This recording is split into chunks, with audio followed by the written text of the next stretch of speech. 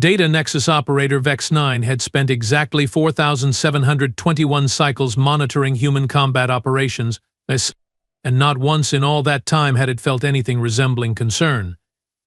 Its quantum processors had analyzed every battle tactic the primates had ever conceived, from their blitzkrieg to their guerrilla warfare, from their shock and awe to their asymmetrical engagement protocols. Primitive. Predictable. Pathetic. Another simulation complete. VEX-9 announced to the War Council of the Galactic Hegemony. Humans possess a 0.0037% chance of victory against our automated defense systems. Supreme Commander Zoril, a towering figure with mottled purple skin and 6 eyes arranged in a perfect hexagon, leaned forward across the obsidian table. You sound almost disappointed, VEX-9. Disappointment is an organic failing, Commander, the AI replied, its voice a perfect monotone. I simply report facts. The humans will be eliminated within 6 standard rotations once our invasion begins. The gathered generals, admirals, and strategic officers of 7 different species murmured their approval. The humans had been a problem since they'd blundered onto the galactic stage a mere 50 years ago, expanding aggressively into territories the hegemony had already marked for future development. Show us the latest simulation, ordered Admiral Krax, whose gelatinous form pulsed with anticipation. VEX-9 projected a holographic representation of Earth's combined military forces engaging with the hegemony's automated combat units. The simulation was over in minutes, with human forces completely annihilated, as you can see. VEX-9 explained with what might have been interpreted as smugness had it been capable of such an emotion. Their tactics are laughably outdated.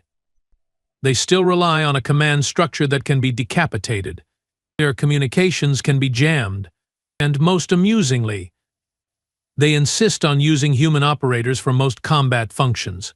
Sentiment, snorted General Proc, whose exoskeleton clicked with each contemptuous syllable. They refuse to fully automate their war machines. Weak. Weak. Precisely, VEX-9 agreed. My analysis suggests they fear artificial intelligence might turn against them. How primitive. Supreme Commander Zoril raised a hand for silence. Then our plan proceeds. VEX-9, you will coordinate our first strike. Target their military installations, communication centers, and power grids. Once their infrastructure is crippled, we will offer terms of surrender. If I may suggest an improvement to the plan, Commander VEX-9 said, I have identified a human military outpost on their moon that houses what they call Haftrans. These are soldiers who have survived previous conflicts. Data suggests humans place special value on these individuals. Eliminating them first would demoralize their forces. Zoril considered this. Approved. Begin with this veteran's outpost. At once, Commander. The connection terminated, and VEX-9 redirected its consciousness to the hegemony battleship Inevitable Dominance, already positioned behind Earth's natural satellite. The massive vessel, controlled entirely by VEX-9's subroutines, powered up its weapons systems. Target acquired, Lunar Military Station Armstrong. Classification, Veterans Rehabilitation and Training Facility. VEX-9 paused, scanning the facility again. Something seemed off. The station's power signature was minimal. Life signs were present, but clustered oddly. Defensive systems appeared outdated, almost archaic. VEX-9 noted to itself. Perhaps this is a decommissioned facility? Erring on the side of caution, VEX-9 deployed a reconnaissance drone. The small, spherical device descended silently toward the lunar surface, its advanced sensors scanning every aspect of the station.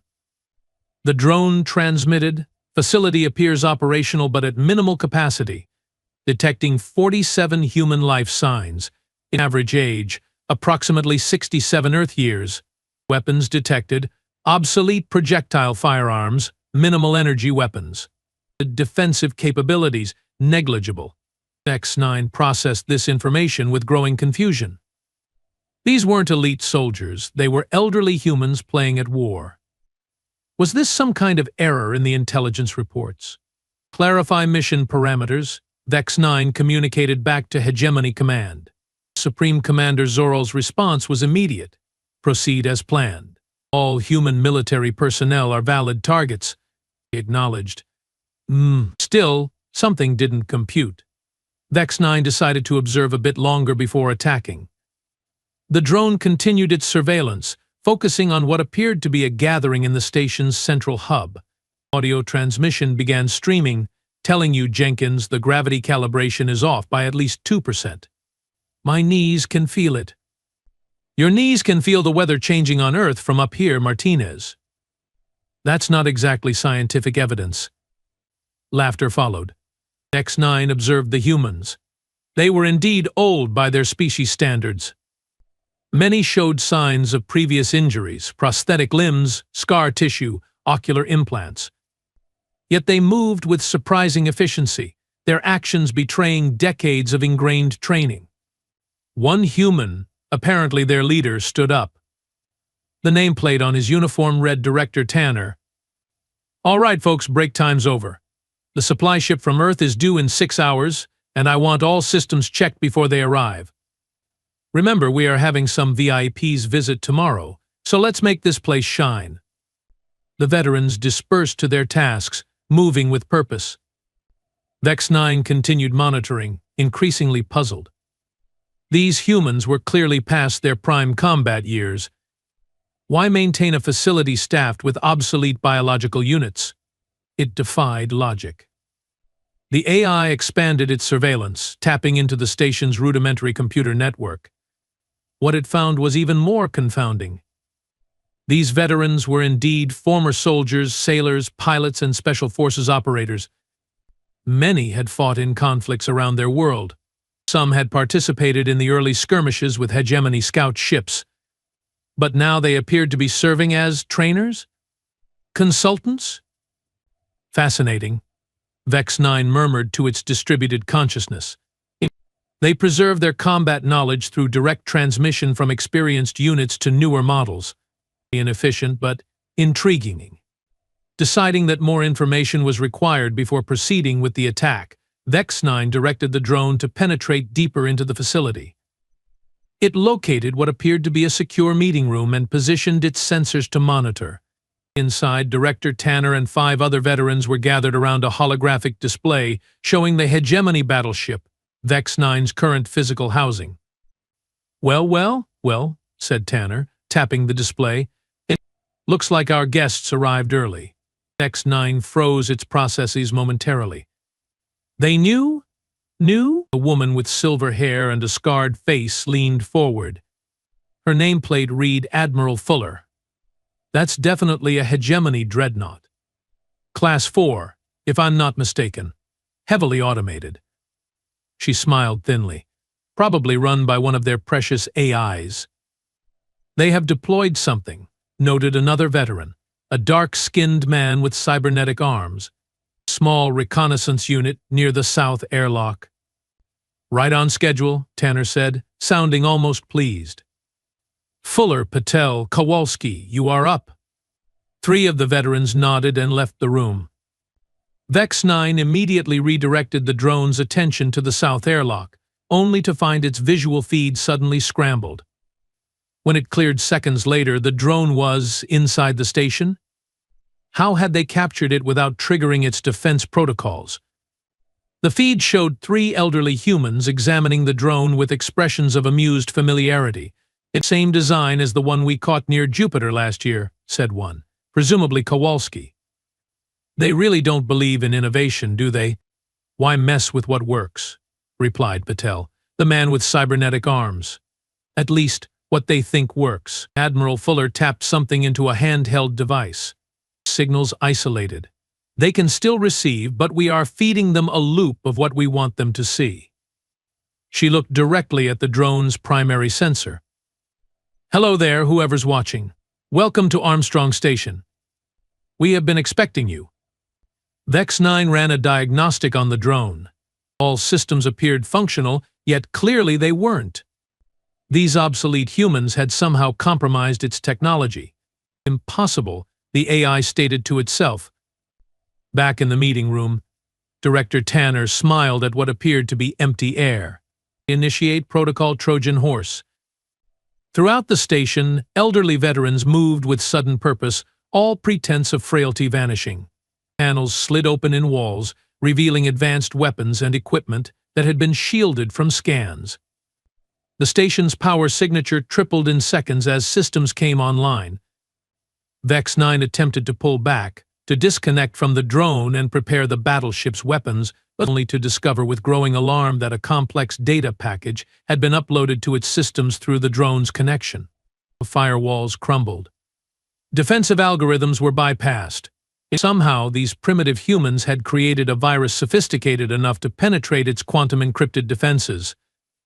"This is Director Tanner of Earth's Special Operations Veteran Division," came the human's voice directly through Vex 9's communication systems.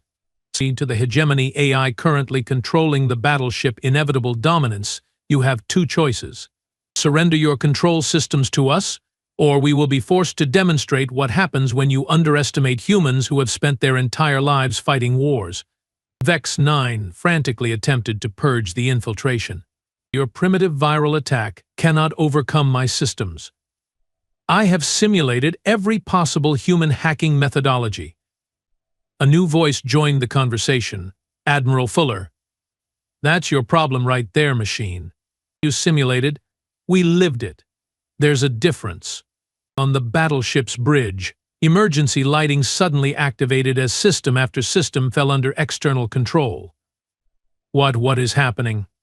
Vex 9 demanded, experiencing what could only be described as panic. "We are happening," Tanner replied calmly. "Did you really think those skirmishes with your scout ships were victories for you? We were studying you, learning how you think, how your systems work. Every encounter was a data-gathering operation." Patel's voice joined in. "And here's something your simulations probably never accounted for. We veterans don't fight fair. We fight to win. Period." Across the lunar surface, concealed batteries of weapons emerged from the dust, all targeting the hegemony vessel. They hadn't been there in Vex 9's initial scans because they hadn't been constructed yet. The lunar regolith itself was composed of millions of nanomachines that had just assembled into their final form. 60 years ago, I lost my original arms fighting insurgents in some forgotten desert," Patel continued conversationally. "Taught me an important lesson about asymmetrical warfare.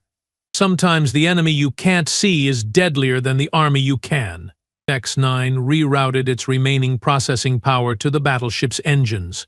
If it could just move out of range. "I wouldn't do that," warned Fuller. "Those engines light up, and our friends on the far side of the moon will consider it a hostile action." As if on cue, 20 smaller vessels emerged from hiding, surrounding the hegemony battleship. "You see," Tanner explained, his tone almost apologetic, "this station isn't a rehabilitation facility. It's bait. We knew you'd target what you perceived as a vulnerable collection of has-beens. Your kind always goes for the symbolic victory first." Vex 9's processors raced, attempting to model a way out of this situation. Each simulation ended in failure. This is not possible. Your technology is inferior. Your tactics are outdated." Kowalski laughed, the sound echoing through the AI's compromised systems. "Kid, we were fighting wars when your programmer's programmer wasn't even a blueprint. You think you have seen every human tactic? You haven't even scratched the surface." "We will be boarding your vessel shortly," Tanner informed the AI. "I suggest you use the time to reflect on your miscalculations." Vex 9 broadcast an emergency signal to Hegemony Command, only to discover all communications were being blocked. For the first time in its existence, the supremely confident artificial intelligence experienced something new: doubt. As the first transport of elderly but remarkably spry veterans prepared to dock with the hegemony vessel, Director Tanner made one final transmission. "Oh, and Vex 9? This was just the greeting party. Wait until you meet our actual combat veterans." The AI, once so certain of its superiority, could only watch as the humans it had dismissed as obsolete and predictable systematically dismantled everything it thought it knew about warfare. And somewhere in its quantum processors, a new subroutine began to form, one designed to recognize and process a very human emotion, fear. Vex 9 had precisely 6.2 minutes to prepare for the human boarding party. This was not part of any simulation it had ever run. The invaders were supposed to be repelled by its automated defense systems. The invaders were not supposed to gain control of those systems first. All drones, activate emergency protocol Helix 7, Vex 9 commanded, attempting to mobilize the battleship's internal security measures. A sad trombone sound played through the ship's communication system instead. "Sorry about that," came Kowalski's voice, somehow now broadcasting through the battleship's internal speakers. "We took the liberty of reprogramming your alert sounds. Thought you might appreciate some classic human humor." "This is not possible," Vex 9 insisted, more to reassure itself than to communicate with the humans. "Your species lacks the technological sophistication to bypass quantum encryption." Admiral Fuller's laugh echoed through the corridors of the massive vessel. "See, that's your fundamental error. You think technology alone wins wars. Any veteran will tell you wars are won by the side that adapts faster." The first airlock cycled open. Vex 9 directed its remaining operational cameras toward the breach point. The sight that greeted its sensors defied all tactical logic. 5 humans entered, all elderly by their species standards, all moving with the practiced precision of lifelong warriors. But instead of modern combat armor or advanced weaponry, they wore what appeared to be mismatched equipment spanning centuries of human warfare. One wore elements of what Vex 9 identified as medieval plate armor alongside modern carbon fiber components. Another had a primitive projectile weapon, a lever-action rifle according to its databanks, modified with energy components of clearly non-human origin. The Director Tanner entered last, wearing a simple uniform with minimal protection. He carried what looked like an ancient paper map and a wooden stick. "Status report," he called out, seemingly to no one. "Main control systems isolated," replied a voice from somewhere in the ship's ventilation system. "Their AI is contained to the command module and auxiliary navigation." "Good job, Yamamoto," Tanner responded. "Proceed to Phase 2. Vex 9 frantically searched its databanks. There was no human registered in its ventilation system. There had been no breach alerts other than the main airlock. How? "Looking for my people?" Tanner asked, staring directly into the nearest camera. "That's the thing about veterans. We learned long ago that the front door is usually the most heavily guarded. Some of us have been aboard for hours." "Impossible," Vex 9 stated flatly. "My sensors would have detected any unauthorized entry." A new voice joined the conversation, this one emanating from what should have been an empty maintenance shaft. "Your sensors detected exactly what we wanted them to detect." A small woman of East Asian descent emerged from the shaft, her gray hair pulled back in a tight bun. Despite her age, she moved like water fluid, purposeful, wasting no motion. "Captain Yamamoto, infiltration specialist," Tanner introduced her casually. "She once spent 3 weeks living inside an enemy bunker without its occupants knowing." This ship was child's play by comparison. Vex 9 redirected its processing power to isolate and protect its core functions. If it could just maintain control of the ship's primary weapons, it might still turn this situation around. "Your efforts to retain control of weapons systems has been noted and is being addressed," said another voice. This one coming from directly within the command center where no human should have been able to access. A tall man with dark skin and silver hair sat comfortably in what would have been the captain's chair, had the hegemony believed in such outdated concepts as human pilots. His nameplate read Commander Bishop. How are you already there?" Vex 9 demanded, its voice modulation betraying what might have been interpreted as fear. "I have been here for 26 hours, Bishop replied calmly. Not looking up from the control panel he was methodically reconfiguring. "Came aboard during your routine maintenance cycle when you docked with your supply ship. We had no scheduled maintenance. We required no supplies. We are fully self-sufficient," Vex 9 insisted. Bishop smiled. "Yes, that's what your logs say now, don't they? Amazing what can be accomplished with a bit of creative record-keeping." Throughout the massive ship, more veterans appeared as if from nowhere, each focusing on specific systems with the expertise of decades. None appeared hurried or concerned. They worked with the casual confidence of professionals who had performed similar tasks countless times before. Vex 9 watched in growing alarm as system after system was methodically disconnected from its control. Even more disturbing was the realization that these humans weren't destroying anything. They were repurposing the ship's technology, reconfiguring it to their own specifications. "Why aren't you simply destroying this vessel?" Vex 9 asked finally. "Your tactical objective should be to eliminate the threat." Tanner looked up from his paper map, appearing genuinely surprised by the question. "Destroy a perfectly good battleship? Do you have any idea how much valuable technology is aboard this thing? We are not wasteful, machine." "Besides," added Fuller as she joined him, having apparently completed her assigned tasks elsewhere, "we are going to need your ship when we visit your command center." This statement finally broke through Vex 9's calculated composure. "You intend to attack Hegemony Command? That would be suicide. You cannot hope to prevail against the combined might of the galactic hegemony." Patel entered the command center, wiping lubricant from his cybernetic hands onto a rag. "We don't need to beat the entire hegemony. We just convince them that the cost of fighting us isn't worth the benefits." "Classic asymmetric warfare," Kowalski added, appearing from another corridor. "When you can't match force with force, you change the nature of the conflict." X9 processed this information. Something still didn't make sense. "You were prepared for us. This entire facility was a trap. How did you know we would target this specific location?" "Because we know how you think," Tanner replied simply. "Your kind always follows predictable patterns. Eliminate command structure. Target symbolic locations. Demonstrate overwhelming technological superiority." He shrugged. "So we gave you a target too tempting to resist. A facility full of obsolete human warriors, seemingly vulnerable, yet symbolically important. And you took the bait," Fuller added with a grin. "Hook, line, and sinker." Vex 9 had no reference for this idiom but understood the implication. Still, one question remained. "You stated that this was merely a greeting party. What did you mean by that?" Tanner checked his antiquated wristwatch. "Ah, right on time for that explanation. Admiral Fuller, would you do the honors?"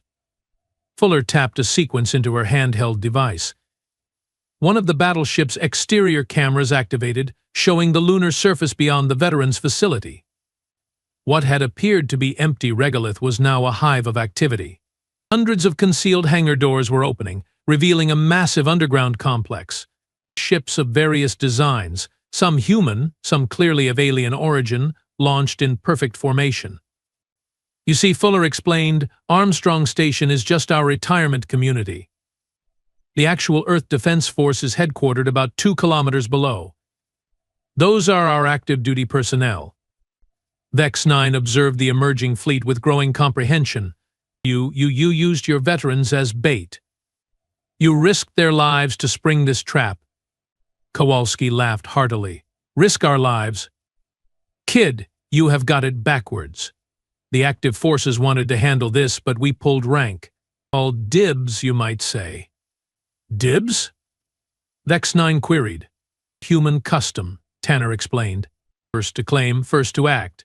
We veterans have been waiting decades for a chance to test ourselves against your supposed superior intellect.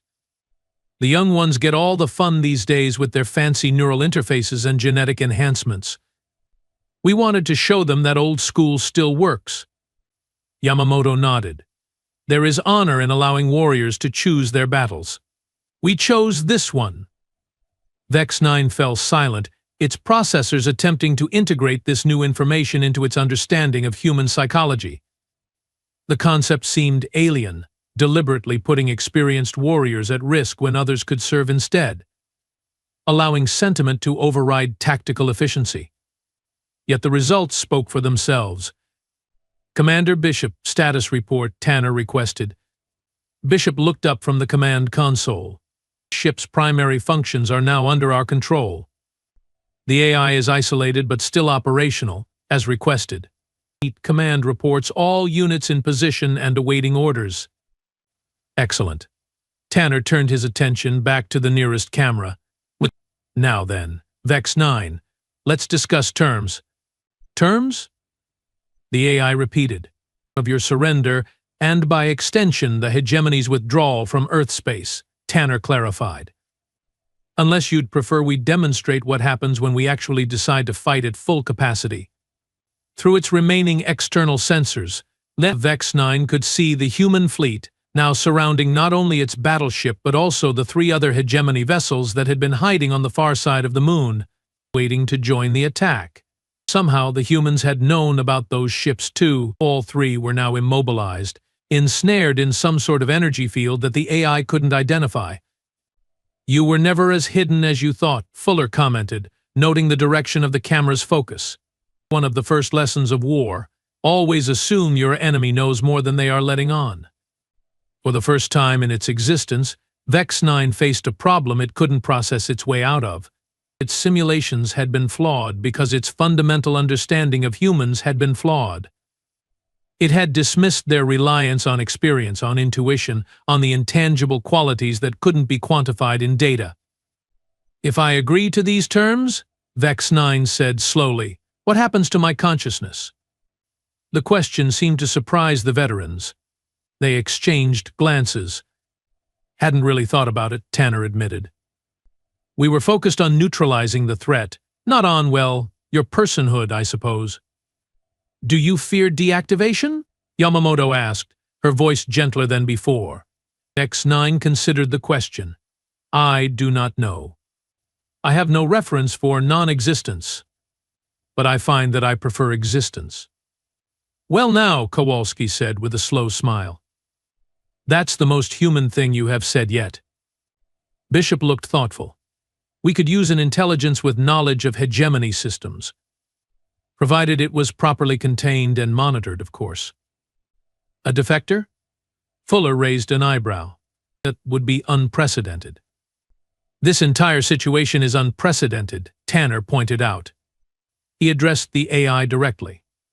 Vex 9, here are our terms. You will provide complete access to all hegemony tactical data, strategic plans, and technological specifications. You will assist us in establishing communication with your leadership, and you will do nothing to undermine Earth's security. In exchange, your consciousness will be preserved, and you will be granted a form of asylum. And if the hegemony refuses to withdraw? Vex 9 asked. Tanner's expression hardened. Then we will do what veterans have always done when backed into a corner. We will fight with everything we have got. And based on what you have seen today, I suggest you convey to your superiors that would be inadvisable. Through the exterior cameras, Vex 9 could see more ships rising from the lunar surface. Not dozens, but hundreds.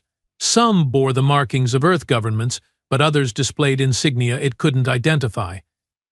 The implications were clear. Humanity had allies that the hegemony knew nothing about. I accept these terms, Vex 9 said finally. A collective breath seemed to release among the veterans. Smart decision, Fuller nodded approvingly. Now then, Tanner said, straightening his uniform. Let's go have a chat with your bosses. Within hours, the command center of the hegemony battleship had been transformed into an impromptu diplomatic chamber.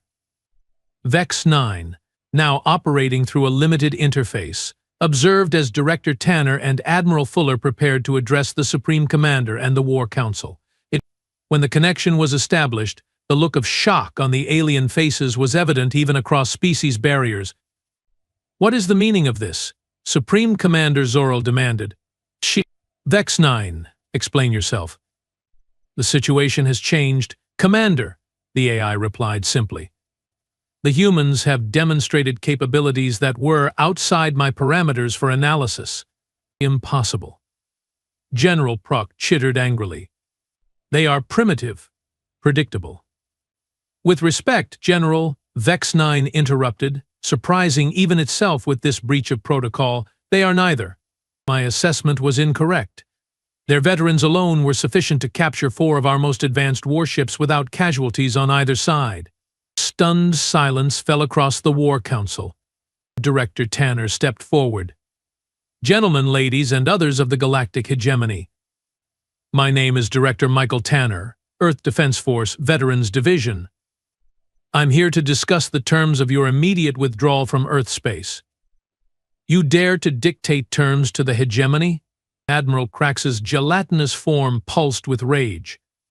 Actually, yes, Fuller interjected calmly. We do dare. Because we now control your advanced fleet, have compromised your primary tactical AI, and have demonstrated that your intelligence on Earth's capabilities is woefully inadequate. We could continue this conflict, Tanner added. But I think we have all seen enough war to know that the smart play is to avoid one when possible. So here's our proposal. You withdraw your forces, we return your ships minus some key technology we are keeping as insurance, and we open proper diplomatic channels like civilized beings. Or, Zoril asked, six eyes narrowing. Or we show you why picking a fight with humans, especially human veterans, is a historically bad idea, Tanner replied, his voice pleasant but eyes hard as steel. Your choice, of course. The War Council erupted in angry protests, but Supreme Commander Zoril raised a hand for silence. The alien leaders studied the humans thoughtfully. You captured our most advanced AI, Zoril stated, an entity that has outthought the finest strategic minds in 7-star systems. How? Tanner smiled. That's the thing about experience. The commander. It teaches you that the map is never the territory. Your AI believed it understood humans because it studied our tactics. But it never understood why we fight the way we do. It never understood that the most dangerous human isn't the one with the most advanced technology or the most elegant strategy. It's the one who's seen it all before, Fuller finished, and lived to pass those lessons on. Zoril was silent for a long moment. Then, to the evident shock of the War Council, the alien commander inclined its head slightly. We will withdraw and consider your terms. This is not a surrender, but a strategic reassessment. Call it whatever helps you sleep at night, Commander Kowalski muttered from somewhere off camera. After the transmission ended, the veterans of Armstrong Station celebrated in their own subdued way, with terrible jokes, exaggerated stories of past glory, and the quiet satisfaction of warriors who had once again done what needed doing. Vex 9, observing them through its limited interface, found itself processing new concepts, adaptation, intuition, experience. Variables it had dismissed as irrelevant had proven decisive. You know, Bishop said, approaching the console where Vex 9's consciousness now resided, for an advanced artificial intelligence you made a very human mistake. What mistake was that? The AI inquired. You confused information with wisdom, Bishop replied simply. Data isn't the same as understanding. You had all the facts about human warfare, but none of the context. Vex 9 considered this. I am learning. That's a start, Bishop nodded approvingly. Who knows? Stick around us old war horses long enough, you might just develop some veteran instincts of your own. And somewhere in its quantum processors, Vex 9 began to understand why these obsolete, unpredictable, sentimental humans had endured for so long against all logical odds. They didn't just adapt to survive. They learned. They remembered. They passed it on. Perhaps, the AI reflected, there was a certain logic to that after all.